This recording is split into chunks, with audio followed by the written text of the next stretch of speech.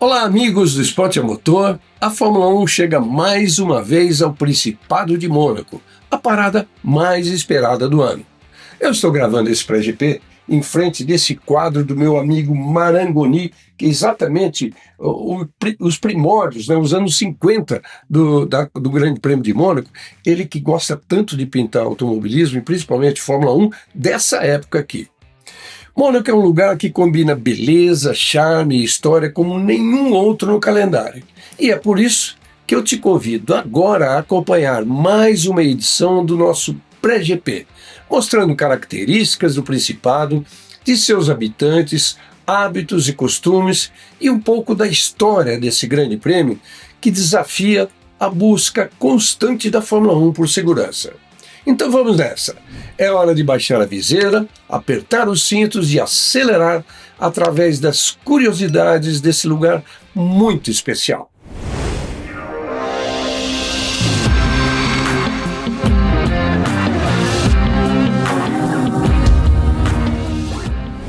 Várias regras do Campeonato Mundial, que são exigidas com rigor de todos os países e autódromos, não valem para Mônaco. Começando pela segurança, passando pelo número de voltas e a distância do circuito.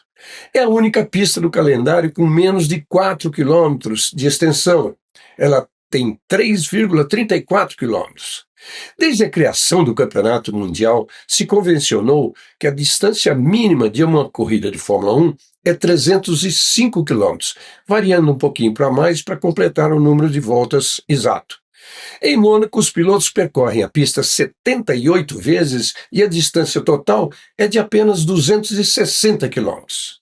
Sobre a segurança, no passado houve muita discussão entre pilotos, com alguns defendendo o fim desse grande prêmio, que eles comparavam a uma corrida de bicicleta na sala de um apartamento. Mas a importância de uma prova tão tradicional superou tudo isso, principalmente depois de uma declaração histórica do comendador Enzo Ferrari que dizia: Fórmula 1 sem Mônaco e sem a Ferrari não é Fórmula 1. Encravado entre o mar Mediterrâneo e as montanhas dos Alpes, Mônaco é o segundo menor país independente do mundo. Tudo o que existe no Principado está condensado em apenas 2 quilômetros quadrados. São 40 mil habitantes. Monte Carlo é apenas aquela parte central, ao lado do porto. Mônaco-Ville, onde está o Castelo Real e outros 7 distritos, completam, com o auxílio da natureza, essa beleza esplêndida. Um principado é um território soberano onde chefia de Estado é exercida por um monarca com o título de príncipe ou princesa. Geralmente são microestados ou territórios menores do que reinos, e, em alguns casos, dependentes da proteção de nações maiores para a sua defesa ou relações exteriores. Os mais conhecidos do mundo moderno são o de Mônaco, localizado na Riviera Francesa, o de Liechtenstein, encaixado entre a Suíça e a Áustria, e o de Andorra, localizado nos Pirineus, entre a França e a Espanha. A história do Principado de Mônaco começa em 1297, quando Francisco Grimaldi, disfarçado de monge franciscano, invadiu a fortaleza de Mônaco. Nascia assim a dinastia Grimaldi, uma das mais antigas do mundo e que reina no Principado até hoje. Ao longo dos séculos, Mônaco foi disputado por franceses, italianos e espanhóis, mas sempre resistiu com estratégia, diplomacia e, às vezes, uma boa dose de sorte. No século XIX, com a inauguração do Cassino de Monte Carlo, em 1895, obra dos arquitetos mais famosos da época, o turismo de luxo passou a mover a economia local. O cassino foi projetado com 2 frentes, uma virada para o mar e outra para a praça. Com o tempo, a frente da praça se tornou a mais conhecida do mundo. O que era um vilarejo à beira-mar virou destino da elite europeia. E 100 anos depois, essa elite foi sacudida por uma notícia que projetou Mônaco definitivamente no cenário mundial. O casamento do príncipe Rainier com a estrela de Hollywood, Grace Kelly. Isso tornou o local ainda mais famoso e atraiu grandes produções de filmes de Hollywood. Mas foi o automobilismo que fez do Principado um palco verdadeiramente global. Desde 1929, as ruas de Monte Carlo recebem o mais icônico dos grandes prêmios. E a preparação para essa festa começa 3 meses antes. A cidade vai mudando completamente de aspecto. E a mudança já não assusta mais os moradores, principalmente os mais antigos. Afinal, o Principado passa por isso há quase um século. A logística para se montar o circuito é para ser estudada. São montados 34 quilômetros de guarda-reios e mais de 3.000 toneladas de estruturas temporárias de proteção. Esse trabalho começa a ser feito 2 meses antes e segue exatamente o modelo dos anos anteriores. Para isso, cada lâmina de guarda-reio é identificada por números e letras que estão inscritas também na camada de asfalto. Para completar a proteção aos pilotos, cerca de 3.000 pneus são colocados à frente das dezenas de quilômetros de barreiras metálicas. Para o público, são montadas arquibancadas utilizando 1.200 toneladas de estrutura metálica, fora as outras 1.000 toneladas para a montagem dos boxes, com 2 andares. Eu sempre digo a quem me pergunta sobre Mônaco que o lugar merece ser visitado, mas não na semana do Grande Prêmio. A população nessa época é multiplicada por 5. Simplesmente impossível você conhecer o centro e as ruas do porto porque elas são cercadas por tapumes de 3 metros de altura. O jeito é caminhar por atalhos de escadas entre esses tapumes e mesmo que você consiga alugar uma motoneta, é necessário ter uma autorização especial para circular, muito difícil de se conseguir. Se você gosta muito de Fórmula 1, programe-se para ver corridas em outros países.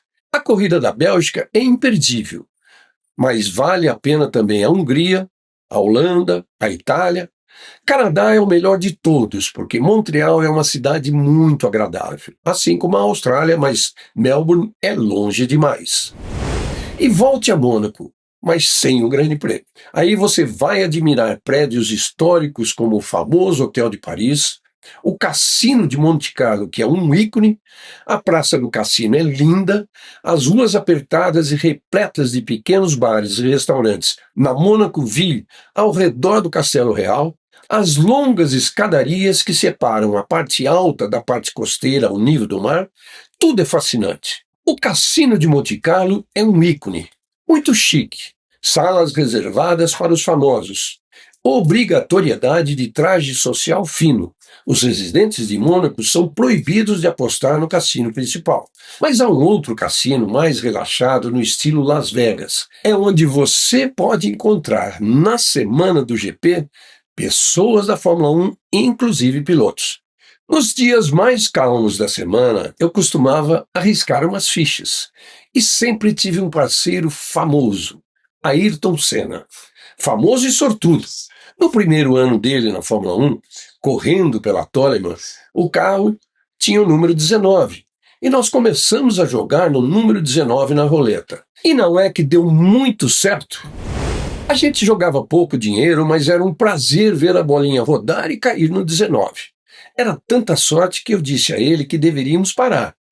É aquela velha história de sorte no jogo, azar em outras áreas, e ele tinha uma corrida pela frente. Paramos e não voltamos ao cassino nos dias que antecederam o GP. Preciso lembrar vocês de que foi aquela corrida em que ele arrasou? Debaixo de chuva, passou todo mundo e quando estava ultrapassando Alain Prost para ser líder, a FIA mandou encerrar a prova. Mônaco é uma das poucas pistas do calendário em que as curvas ainda são conhecidas por nomes, e cada um desses nomes tem história.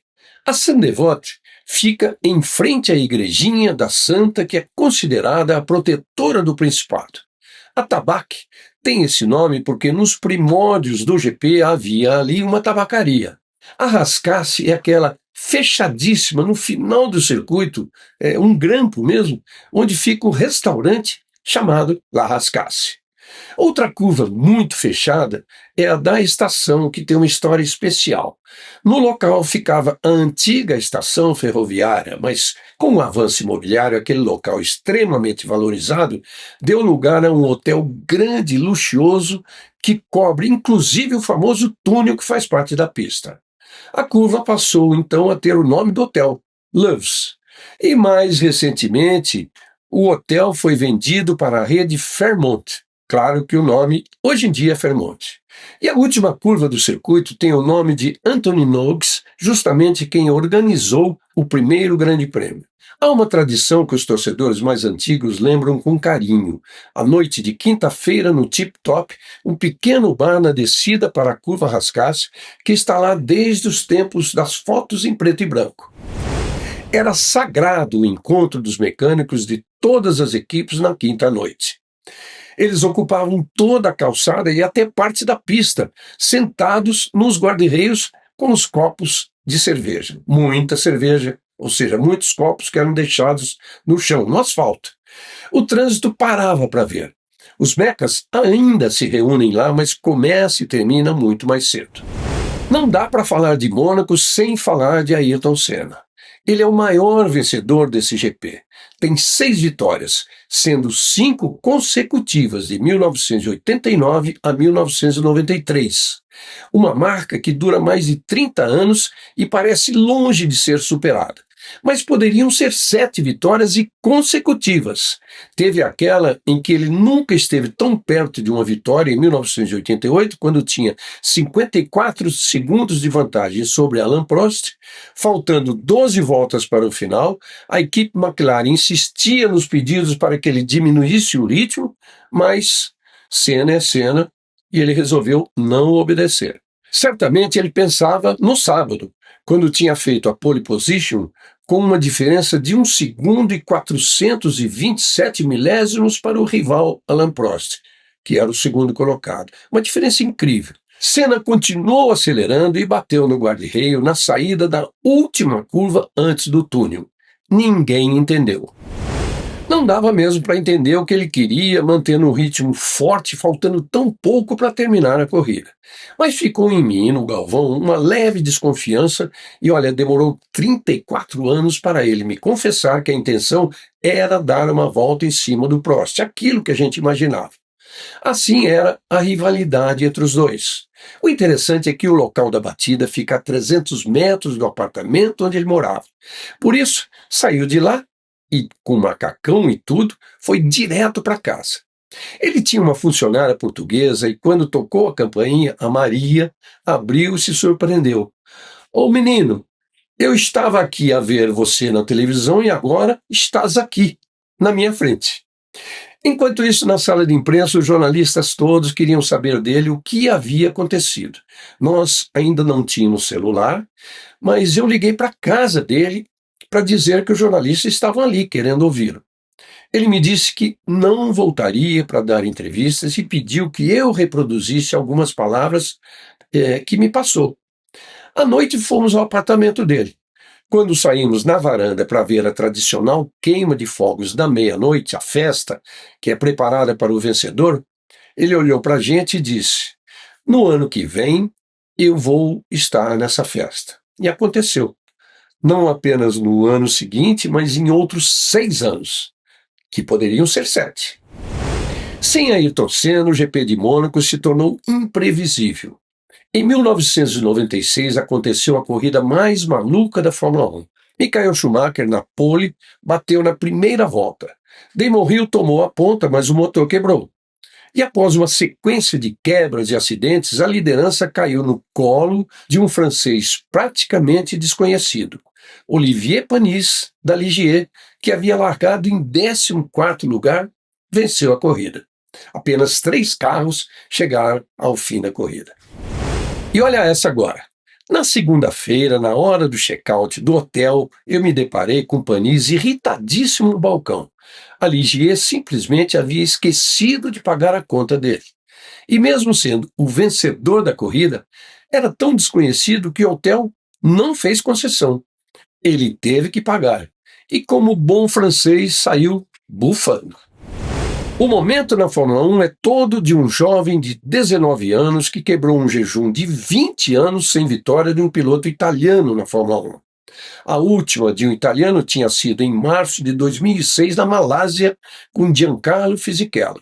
A Itália, berço da Ferrari, demorou 399 corridas para voltar a vencer.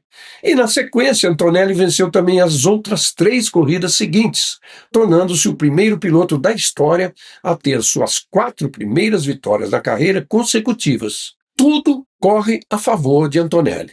Ele é também o primeiro italiano a vencer com um carro Mercedes desde Luigi Fagioli em 1935. O carro da Mercedes está sobrando e George Russell começou o ano vencendo e dando pinta de que poderia caminhar finalmente para o seu primeiro título. De repente, a ordem se inverteu na equipe. O experiente Russell começou a ter dificuldade para andar no ritmo do companheiro de equipe. Sentindo que era a hora de reagir na última corrida no Canadá, Russell venceu a sprint e fez a pole na corrida principal. Estava disposto a tudo para andar na frente de Antonelli e vinha liderando a corrida até a volta 30. Para o seu desespero, o carro teve um superaquecimento na bateria e o motor desligou. Com isso, Antonelli abriu uma vantagem de 43 pontos que Russell tem a descontar até o final do ano. E como conseguir isso se o italiano está vivendo um momento tão brilhante? Problema grande para Russell e também para a Mercedes administrar. A corrida no Canadá foi a melhor do ano, disparado. Houve briga por posições durante as 68 voltas. Destaque para 2 delas: a troca de liderança entre Russell e Antonelli nas 5 primeiras voltas, até que Russell conseguiu repassar e ficar na ponta, e foi assim até o momento da quebra.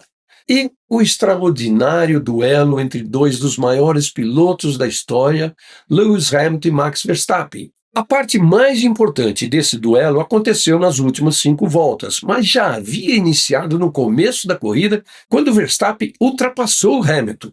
Só que a partir da volta 60, os dois se encontraram de novo e Hamilton conseguiu dar o troco e garantir o segundo lugar na corrida, seu melhor resultado na Ferrari. Um duelo que serve de exemplo entre os dois, extremamente limpo por parte dos 2 rivais históricos. E no final de tudo, Hamilton fez grandes elogios a Verstappen.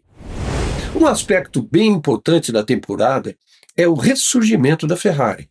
Um carro rápido, 2 pódios de Leclerc e 2 de Hamilton, e contando as sprint, um pódio duplo na China, além de um outro de Leclerc em Miami. Se tivesse um motor mais potente, a Ferrari já estaria lutando por vitória. Falta velocidade e reta, mas nas curvas parece ser o carro mais equilibrado até agora.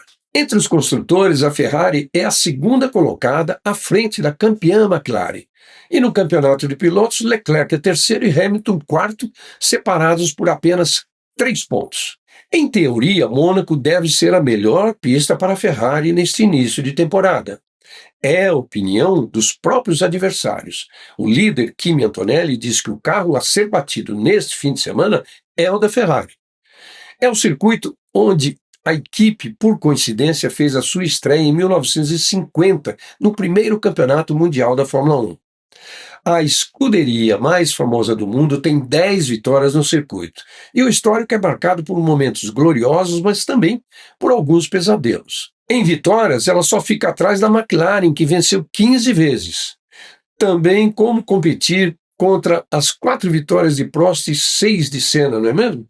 Schumacher tem 5 vitórias, mas só 3 com a Ferrari. Lauda tem 2 e também venceram pela Ferrari George Scheckter, Gilles Villeneuve, Sebastian Vettel, Maurice Trintignant, que foi o primeiro, e Charles Leclerc, o último, em 2024. A história de Leclerc com Mônaco é incrível. Ele é o único piloto que nasceu no Principado e, obviamente, sempre curtiu o sonho de vencer uma corrida em casa. Mas desde a Fórmula 2, ele nem sequer conseguia terminar a prova. De Fórmula 1, a primeira foi em 2018. Correndo de Sauber, bateu na saída do túnel. 2021 parecia ser o ano dele. Fez a pole position, mas acabou batendo na última volta da classificação quando tentava melhorar seu tempo, sem razão nenhuma. A batida causou um problema na transmissão que não pôde ser consertado e ele nem largou na corrida. No ano seguinte, repetiu a pole e liderava a corrida com chuva quando a Ferrari errou na estratégia e ele terminou apenas em quarto lugar. Só em 2024 ele conseguiu quebrar a maldição. Conquistou a terceira pole em casa e fez uma corrida perfeita para delírio de toda a torcida monegasca. Era o primeiro piloto da casa a vencer desde Louis Chiron em 1931. E agora, com a Ferrari sem vencer a 33 corridas, a chance em Mônaco é de ouro.